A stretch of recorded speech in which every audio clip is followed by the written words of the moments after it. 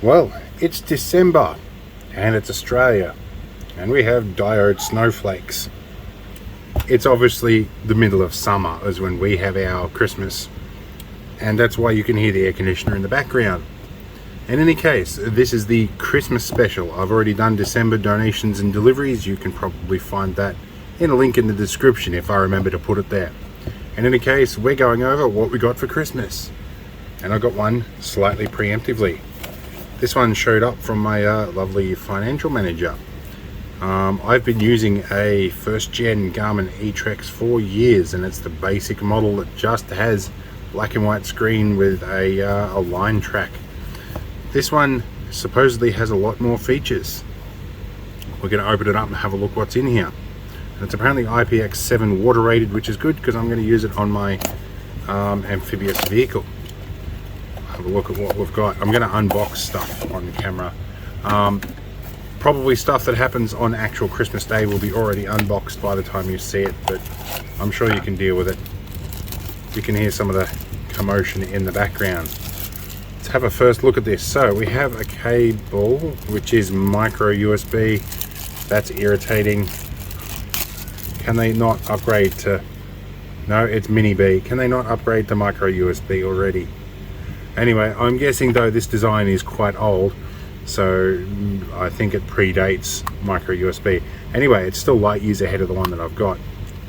Still the same way of getting into it with a cam lock, which I like. We have two AA's in here. We have an SD card slot. That'll be interesting to find out what we can put on that. We have an on-off button and a screen protector and some nicely protected up, down and enter keys. And that button, I'm guessing some of the same little some of the same fault finding combinations will work. Let's whack a couple of batteries in this and see what's on it by factory. Alright, this is going to get thrown into my kit fairly quickly, so I'm going to put a couple of proper quality batteries in here and not a couple of cheapies. Now, I thought this was a belt clip at first glance, but it's a belt clip look-alike. That's a little winged slotted rail thing here. I'm going to have to see if I can find a handlebar mount for this. So no springs in the battery bay, which is nice. That's a design that's worked for them for years, so that will be handy. Put you back on. Apparently it said something on the box about activating this, so that's our it's a navigation button. Okay, so our power button is actually that one. Okay, that's the light. Oh no, it's firing up. Let's do this bit. Oh, dropped it. Oh my.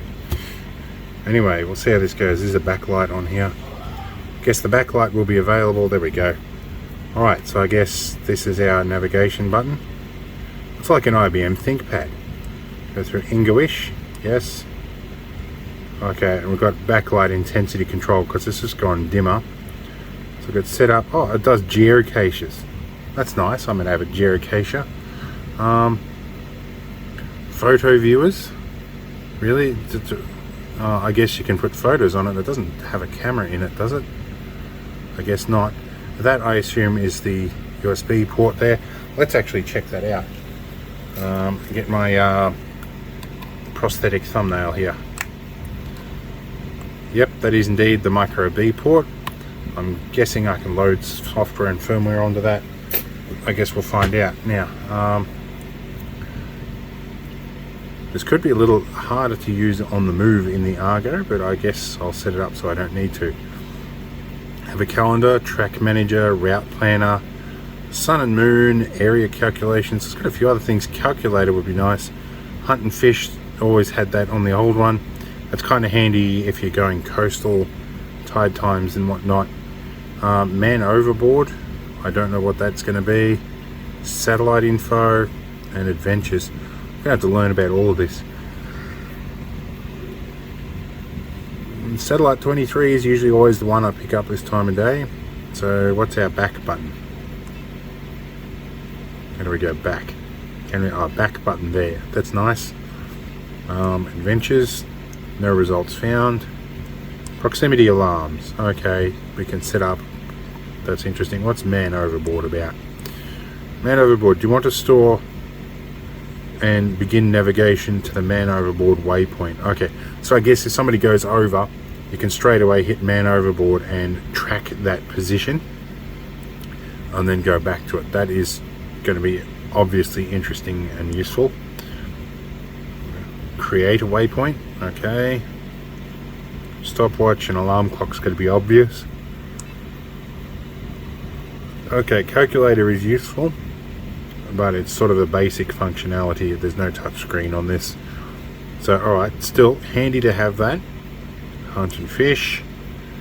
Okay, so it gives us when good and bad days are and stuff based on things. I have to set the date obviously because it thinks it's 1989. I don't think these were made at that point in time. Area calculation. Okay, so you can walk around a perimeter and get the area. That is kind of nifty. Active route. There's a whole bunch of features in active route by the looks. No worry. Currently no route active.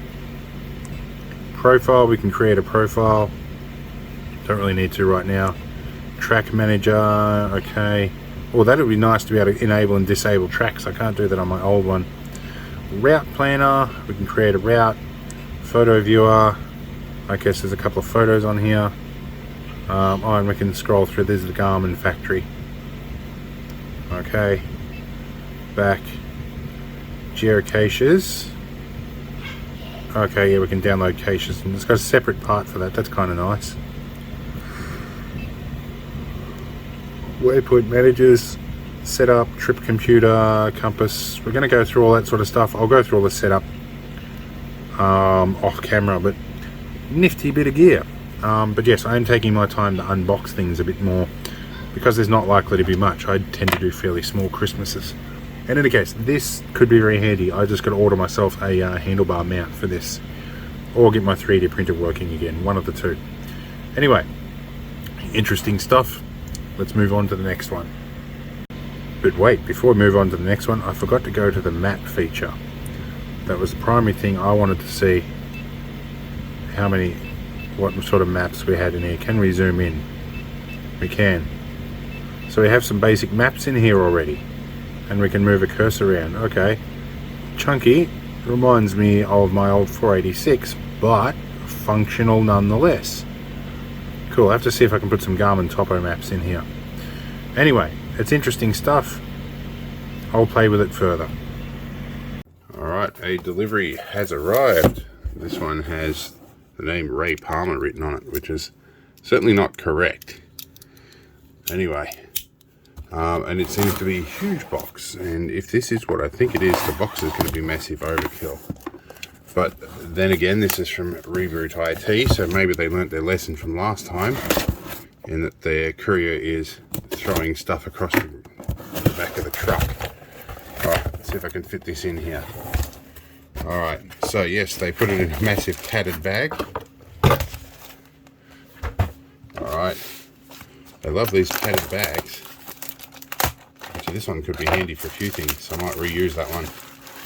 Oh, and okay, well, they individually wrap each ram stick in non-static protected plastic. But, you know, it's second-hand stuff and I paid $6 a piece, but wow, I have never seen anybody go to so much effort to protect a $6 item. But if this is right, this should be 2 gig RAM sticks of a fairly specific type. Yeah, because that replacement machine we received from Reboot IT in the deliveries and December deliveries and donations, you'll find that we received one machine and then it was damaged during shipping, so we got a replacement one, and that has become my my apprentice's new workstation. So we've got 2 gig of DDR2 RAM, and we've got, what will be, 6 of them. So she's already got 8 gig of RAM in there. This should populate the remaining slots, giving her a total of around about 20 gig of RAM. So that'll be good. But this is specifically, what have we got? PC2 5300. So oddball RAM, runs a little bit hot, but crucially it's very cheap, which is why we bought that machine. Anyway, let's move on. I should probably also mention that this was for my apprentice. It's a Christmas gift. Give her a bit more RAM so we can get a bit more render distance in Minecraft. Anyway, let's continue on. Right, something else has just arrived first thing in the morning, right just before Christmas. I think this is going to be a very handy bit of equipment. I think this looks like a car part. It certainly feels like a car part. Let's see if it tastes like a car part. Alright, it's wrapped well. Gotta get into it.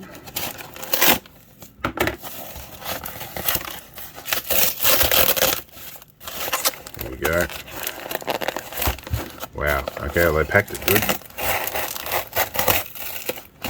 This is why you use a sheep's foot blade. You can roll along that way. Yep. This looks like a Land Rover car part. And it is a clutch slave cylinder, which is really good because the Ambo has, six-wheel drive Ambo has done one. Yep, it's definitely what it is. Looks in much better nick than the other one. So we'll be changing that at some point in the very near future, but given so close to Christmas, probably not. We'll just carry it as a spare on board, so that if it fails in the field, we have one with us to change over. Because with these, the push rod is often stuck in this bit, and when you pull it out, the push rod falls into the bell housing, so it's a tricky thing to do, and I don't think we've got time before Christmas to do that, but it's here. That's what we needed. Alright, a couple of last minute Christmas deliveries. Hopefully, it's Christmas Eve right now, so hopefully one of these is what I expect it to be. Okay, these are some lithium battery regulators. That's not what I was hoping for. Hoping for possibly this. This looks like what I'm after. Let's have a look here. If it is, I'll be really happy. Well, it's got a name on it. Let's see. This is definitely looking like it could be what I want. Let's have a look. I'm being quiet because I'm trying not to wake anybody up at the moment, because this will be a early morning job. Let's have a look here. Well, they pack everything well. I've obviously done this before. Tape.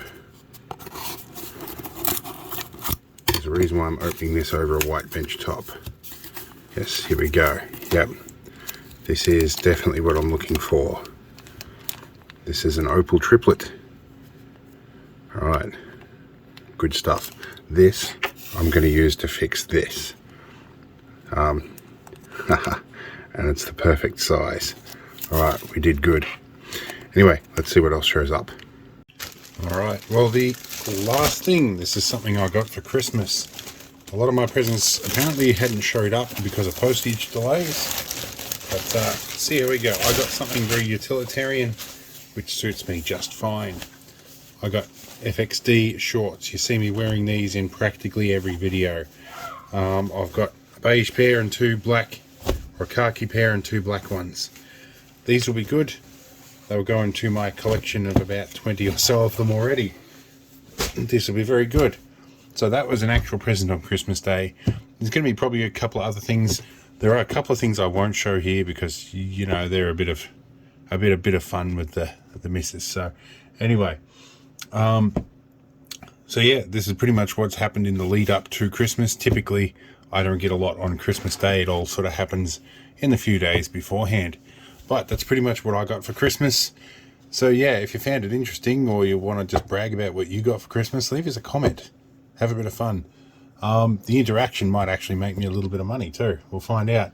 Anyway, hope you had fun. Merry Christmas, everybody, or Merry whatever festive celebration you get involved in. I'm not overtly religious, and I'm not overtly offended by any of the other religions. In any case, we'll see you in the next video.